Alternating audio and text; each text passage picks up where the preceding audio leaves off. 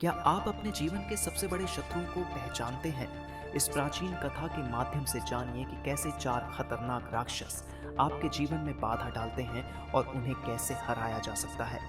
हिमालय की हरी भरी और मनोरम पहाड़ियों के बीच एक समृद्ध और शांत राज्य स्थित था, जिसका नाम था विजयनगर। यह राज्य अपने ज्ञान, समृद्धि और शांति के लिए दूर दूर तक प्रसिद्ध था। विजयनगर का हर निवासी सुखी और संतुष्ट था। राज्य का नाम महान संत विजय बोधि के नाम पर रखा गया था, जो बुद्धि और ज्ञान के अवतार माने जाते थे। विजयनगर में एक ऐसा संतुलन था जो अन्य राज्यों के लिए प्रेरणा का स्रोत था। लेकिन जितनी शांति बाहर थी, उतनी ही गहरी अशांति राज्य की बुनियाद में छिपी हुई थी। इस राज्य में चार भयानक राक्षस छिपे हुए थे, जिनका एकमात्र उद्देश्य था लोगों को असफलता की ओर धकेलना। ये राक्षस थे संदेह, आलस, भय और लालच। ये राक्षस न केवल लोगों के दिमाग में असुरक्षा और अविश्वास भरते थे, बल्कि उनकी प्रगति और विकास में भी बाधा डालते थे। कोई भी इन राक्षसों के अस्तित्व के बारे में खुलकर बात नहीं करता था, लेकिन सभी को पता था कि ये राक्षस लोगों के जीवन में छिपे हुए थे। राज्य के राजा सोमेश्वर एक ज्ञानी और दयालु शासक थे। उनके शासन में न्याय और प्रेम का राज्य में साम्राज्य था। लेकिन उनके बेटे युवराज सत्येंद्र ने इन राक्षसों की कहानियां सुनी थी। उन्होंने यह देखा कि कई लोग इन अदृश्य शक्तियों के कारण अपने जीवन में संघर्ष कर रहे थे। सत्येंद्र अपने पिता की तरह अपने राज्य की भलाई के लिए समर्पित थे और उन्होंने निश्चय किया कि वे इन दुष्ट शक्तियों का सामना करेंगे और राज्य को उनसे मुक्त करेंगे। लेकिन यह यात्रा इतनी आसान नहीं थी। सत्येंद्र को यह एहसास था कि इन राक्षसों से लड़ने के लिए केवल बल ही पर्याप्त नहीं होगा, उन्हें ज्ञान की भी आवश्यकता थी। इसीलिए वे अपने राज्य के सबसे ज्ञानी गुरु आचार्य देवदत्त के पास गए, जो ध्यान और साधना के महान ज्ञाता थे। आचार्य देवदत्त ने युवराज को देखकर मुस्कुराते हुए कहा, तुम्हारी आंखों में एक आग है सत्येंद्र, लेकिन याद रखो, शत्रु को हराने से पहले उसे समझना जरूरी है। सत्येंद्र ने अपनी यात्रा शुरू की और सबसे पहले उनका सामना हुआ संदेह नामक राक्षस से। संदेह एक ऐसा मायावी राक्षस था जो हर समय बदलता रहता था। कभी वह एक छाया के रूप में सामने आता, तो कभी हजारों आवाजों में बोलकर सत्येंद्र के मन को भ्रमित करता। संदेह ने सत्येंद्र के मन में सवालों की बाढ़ ला दी। क्या तुम सच में इस यात्रा के योग्य हो? क्या तुम सफल हो पाओगे? क्या तुम्हारे प्रयास व्यर्थ नहीं है? ये सवाल सत्येंद्र के आत्मविश्वास को हिला रहे थे। कुछ समय के लिए सत्येंद्र भ्रमित हो गए।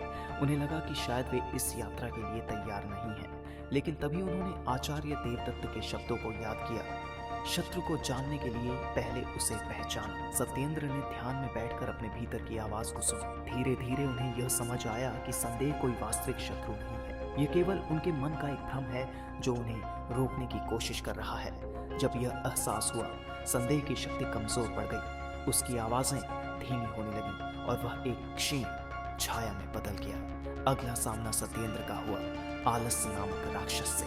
यह राक्षस एक विशालकाय जानवर था जो अपने शिकार को आराम और सुख सुविधाओं में फंसाकर उसकी ऊर्जा को समाप्त कर देता था। आलस ने सत्येंद्र को आराम और मोहक सपनों का लालच दिया। उसने कहा, क्यों इतनी मेहनत करते हो?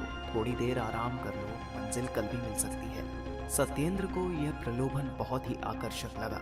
उन्हें लगा कि शायद आलस सही कह रहा है, लेकिन तभी उन्होंने यह सोचा कि आलस केवल अस्थायी सुख दे सकता है, लेकिन यह सुख वास्तविक सफलता से बहुत दूर है। उन्होंने अपने गुरु के मार्गदर्शन को याद किया और आलस के प्रलोभन को अस्वीकार कर दिया।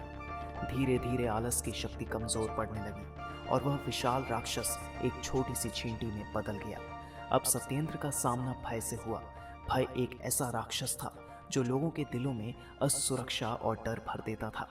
भय ने सत्येंद्र के सामने सबसे भयानक दृश्य प्रस्तुत की, असफलता, अपमान और मृत्यु। सत्येंद्र के हृदय में डर ने घर कर लिया। उनका साहस कमजोर पड़ने लगा और उन्होंने अपनी आंखें बंद कर ली। लेकिन फिर उन्हें गुरु देवदत्त की शिक्षा याद आई, डर केवल अज्ञात का परिणाम है, इसका सामना करने से ही तुम इसे हराओगे। सत्येंद्र ने अपनी आंखें बंद रखी और अपने डर को महसूस किया। उन्होंने उसे अपनाया और समझा कि डर केवल एक स्वाभाविक प्रतिक्रिया है, न कि कोई वास्तविक शत्रु। जब उन्होंने अपनी आंखें खोली तो भय एक धुंधला सा रूप बनकर गायब हो गया। अंत में सत्येंद्र का सामना सबसे चालाक राक्षस लालच से हुआ। लालच एक ऐसा राक्षस था जो दिखावटी सुख और समृद्धि का झूठा वादा करता था। उसने सत्येंद्र के सामने सोने, रत्न और ऐश्वर्य का अद्भुत दृश्य प्रस्तुत किया। उसने कहा, अगर तुम यह सब चाहते हो तो अपनी यात्रा यही समाप्त कर लो, तुम्हें और कुछ करने की जरूरत नहीं है। लेकिन सत्येंद्र ने अपने दिल की सुनी। उन्होंने समझा कि ये सभी चीजें अस्थायी हैं और सच्ची सफलता इन्हें पाने में नहीं बल्कि अपने उद्देश्य को पूरा करने में है। उन्होंने लालच के प्रलोभन को ठुकरा दिया। जैसे ही उन्होंने ऐसा किया, लालच की माया टूट गई और वह राक्षस भी गायब हो गया। सत्येंद्र ने चारों राक्षसों को हराया और विजयी होकर विजयनगर लौटे। जब उन्होंने अपनी विजय की कहानी राज्य के लोगों को सुनाई तो पूरे राज्य में प्रेरणा की लहर दौड़ गई। लोग उनके साहस और ज्ञान से प्रभावित हुए और उन्होंने भी अपने भीतर के राक्षसों का सामना करने का निश्चय किया। सत्येंद्र ने राज्य को केवल शत्रुओं से ही नहीं बल्कि उन आंतरिक दुश्मनों से भी मुक्त किया जो हर व्यक्ति की प्रगति में बाधा डालते थे। विजयनगर अब न केवल धन धान्य में समृद्ध था बल्कि ज्ञान और साहस का भी प्रतीक बन चुका था। यह राज्य उन सभी के लिए एक प्रेरणा बन गया जो सफलता के मार्ग में आने वाले राक्षसों से लड़ना चाहते थे। सत्येंद्र की यह यात्रा पीढ़ी दर पीढ़ी सुनाई जाने लगी और हर सुनने वाला इससे प्रेरणा लेने लगा। यह कहानी हमें सिखाती है कि सफलता के मार्ग में आने वाले शत्रु बाहरी नहीं बल्कि हमारे भीतर छिपे होते हैं। संदेह, आलस, भय और लालच। इन राक्षसों से केवल बल से नहीं बल्कि आत्मज्ञान, संयम और साहस से लड़ना पड़ता है। जब हम इन्हें पहचानते हैं तो हम इन्हें हराकर अपनी सफलता की यात्रा को जारी रख सकते हैं। अगर आपको यह कहानी प्रेरणादायक लगी तो इस वीडियो को लाइक और शेयर करें ताकि और लोग भी अपने भीतर छिपे राक्षसों का सामना कर सकें।